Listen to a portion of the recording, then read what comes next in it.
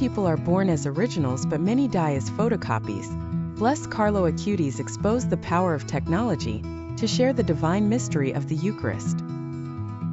Born on May 3, 1991, to Italian parents in England, Carlo's ordinary childhood in Italy was marked by an extraordinary devotion to Jesus. Although he enjoyed soccer and computer games like any other teenager, it was his deep love for the Eucharist that set him apart.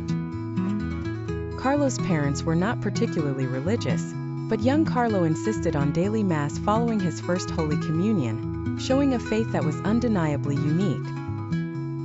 His favorite pilgrimage spot was Assisi, echoing the spirit of St. Francis as he distributed sleeping bags to the homeless. Carlo's fascination with Eucharistic miracles propelled him to harness his technical skills for a holy mission. For 4 years, he cataloged and documented these miracles, eventually creating a website to share them globally. Even as he battled leukemia, Carlo offered his suffering for the Pope and the Catholic Church.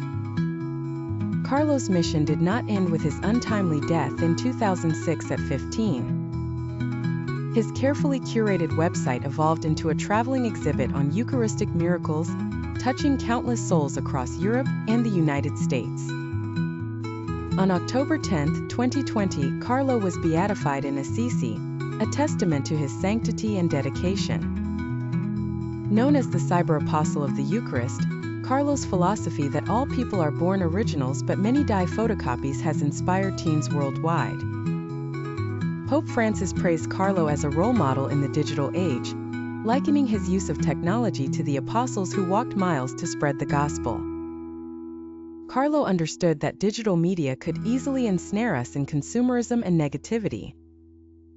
Instead, he chose to use these tools to share the gospel and communicate beauty and values. Carlo Acutis is a shining example of digital holiness, leading us to use technology for a higher purpose.